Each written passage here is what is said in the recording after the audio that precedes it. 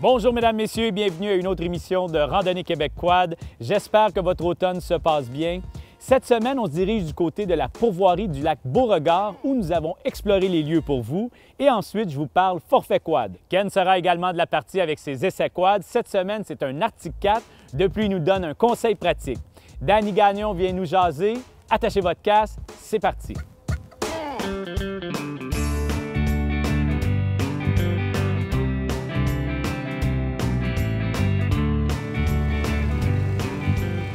Pour notre randonnée dans les Hautes-Laurentides, on a avec nous le président du club quad Haut Sommet, Jocelyn.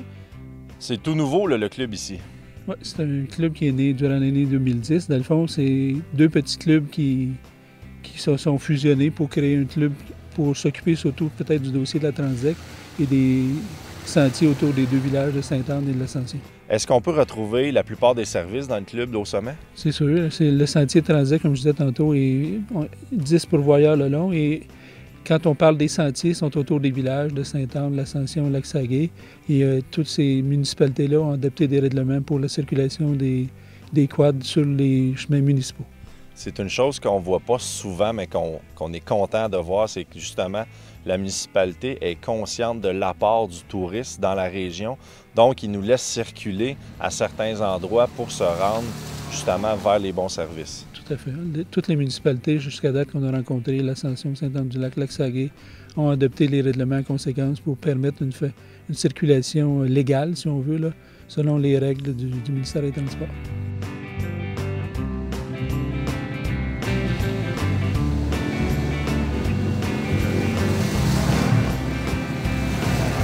Jean-Luc, ça fait combien de temps que tu es pourvoyeur ici au pourvoirie du lac Beauregard? Ça fait maintenant 8 ans cette année qu'on a pris possession de la pourvoirie, moi et ma conjointe Julie.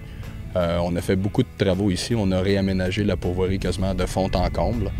Puis on a des beaux chalets. On a un site Internet que les gens peuvent aller visiter. Tous nos chalets sont en visite virtuelle.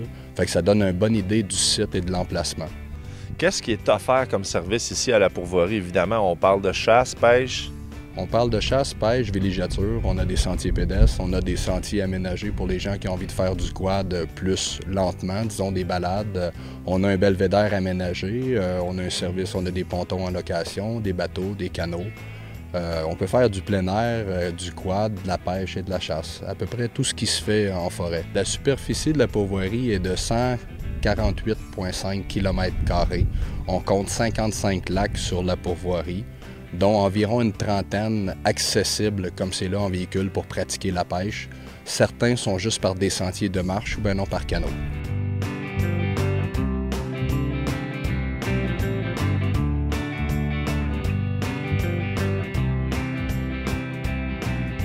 Joseph qui est avec nous aujourd'hui, ça fait plusieurs années que vous venez ici visiter le Québec? Oui, au moins 7 ans. Vous venez dans quelle période? Qu'est-ce que vous aimez le mieux du Québec? Alors écoutez, je connais toutes les périodes. Je viens à l'hiver, au printemps. Je viens aussi à l'époque des couleurs. J'aime la chasse, la pêche. Donc je préfère plutôt la période des couleurs, donc mi-septembre à mi-octobre. Je viens régulièrement 2 à 3 fois par an. Vous voyez que j'aime votre région. Qu'est-ce qu'il y a de vraiment différent au Québec qu'on ne retrouve pas en Europe? Les paysages, ça n'existe pratiquement pas en Europe, parce qu'on a des pistes à l'infini, des pourvoiries magnifiques, des promenades qu'on ne trouve pas chez nous.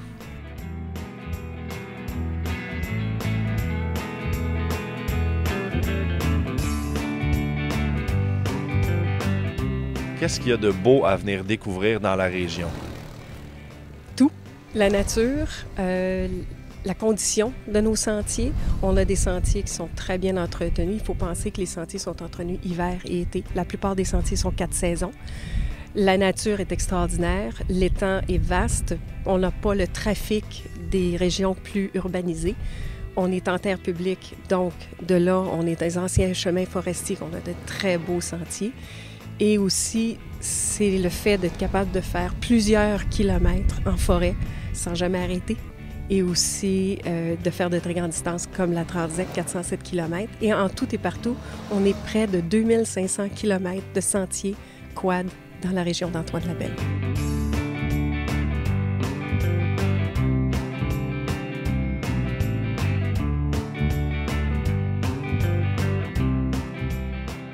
Jean-Luc, les gens qui viennent par la Transec sont évidemment les bienvenus à Pourvoirie-Beauregard.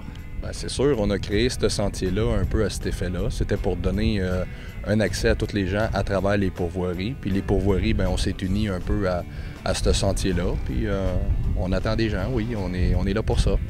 Dans le fond, ce qui est important, c'est pour vous, c'était de concentrer la circulation au quad pour que les gens arrêtent de se promener un peu partout, là. Bien, exactement. Les pourvoiries ont été conçues pour accueillir des gens pour la chasse puis la pêche. Fait qu'on a créé des sentiers pour concentrer le trafic à un endroit de façon à ce que tout le monde puisse profiter. Autant les pêcheurs d'avoir la quiétude que les quads de pouvoir circuler. Si on est dans la région, là, on peut partir de où pour venir s'arrêter au Beauregard? On peut partir de plusieurs endroits. Il y a des stationnements incitatifs à Labelle, à l'Annonciation, à l'Ascension. Les gens peuvent stationner puis embarquer dans les sentiers fédérés pour ensuite emprunter le sentier de Transec pour se rendre à la pourvoirie Beauregard ainsi que d'autres pourvoiries plus au nord. Dans la saison estivale, est-ce qu'on est mieux d'appeler avant si on veut coucher à la pourvoirie pour réserver? C'est toujours préférable parce que comme on est dans des secteurs éloignés, on n'a pas accès à toutes les denrées, fait que les gens qui font des réservations s'assurent d'avoir une belle qualité de réception et de nourriture. On est capable de dépanner n'importe qui, mais on ne peut pas recevoir un groupe de 30 à l'improviste. Non, pas vraiment. C'est assez difficile de recevoir un groupe de 30 à l'improviste. On préfère toujours avoir des réservations de façon à pouvoir vraiment bien accueillir nos gens.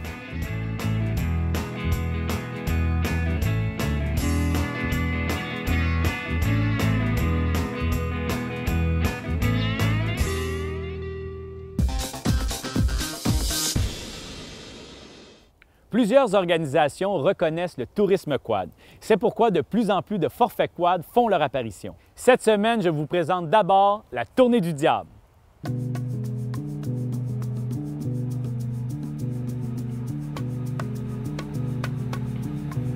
La Tournée du Diable est en fait un forfait privilège qu'on appelle. C'est un voyage organisé qui ne peut pas se faire seul. Les gens ont vraiment besoin d'être guidés et ainsi peuvent découvrir des choses que normalement on ne peut pas découvrir seul. Ça prend des permissions et en même temps, on a aussi des guides qui connaissent le territoire à fond, qui peuvent nous amener voir découvrir de vrais bijoux qui ne sont pas nécessairement sur les sentiers fédérés.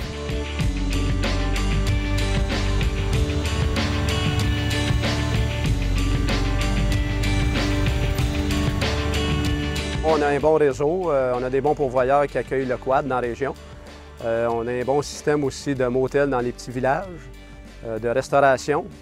Puis au niveau d'hébergement en pourvoirie, on a aussi restauration. On retrouve tous les services comme qu'on retrouve en ville. Puis non, vraiment là-dessus, là, ça va bien.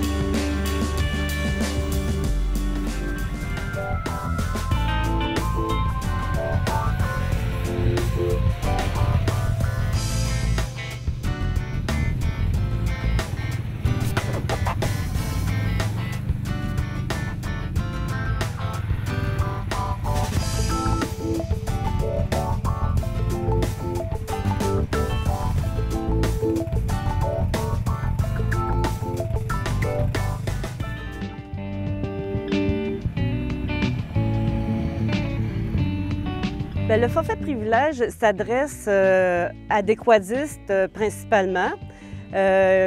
En fait, la tournée, elle est de facile à intermédiaire, je dirais, mais ajustable. Tout dépendamment des gens qui vont faire les réservations, on va prendre les renseignements, à savoir leur degré d'expérimentation et à partir de ce moment-là, avec les nombreux sentiers qu'on a sur le territoire et le fait qu'on peut aussi détenir les permissions pour passer en dehors des réseaux fédérés, on est capable d'ajuster le voyage, l'itinéraire en fonction de l'expertise des clients.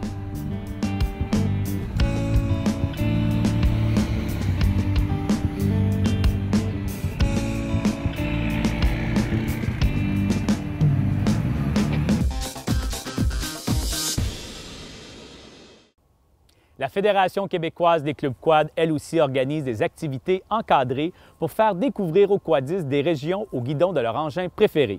Par exemple, les jamborees, comme celui de la Gaspésie.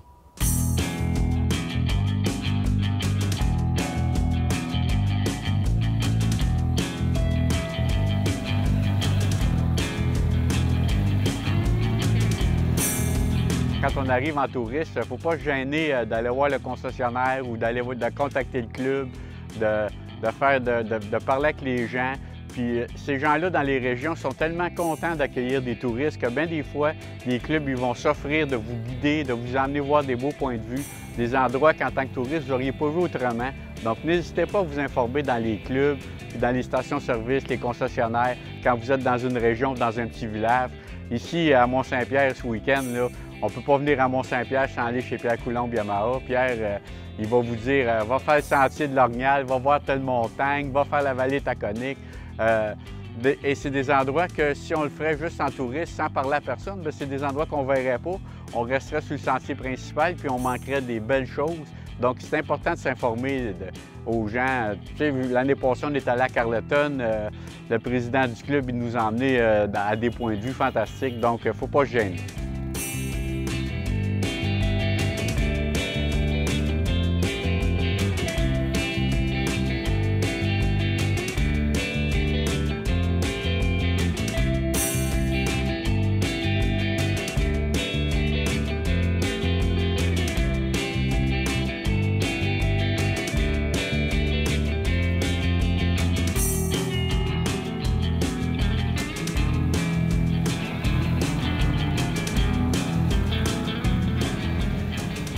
Pour être reconnu, surtout pour faire beaucoup de bureaux, pour travailler dans plusieurs dossiers, les gens ne s'attendent pas à ce que je puisse venir sur le terrain, guider des randonnées dans différentes régions du Québec.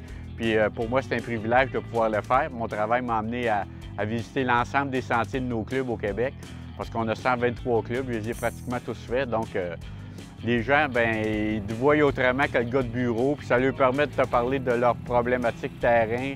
Ça leur permet aussi de te parler de ce qui se passe dans leur club, de voir comment ils voient leur club, leur vision de leur club. Et les gens ils sont très, très sensibles aussi à ce qu'éventuellement, il y ait des réaménagements de sentiers pour les rendre plus carrossables et plus agréables pour les quadistes.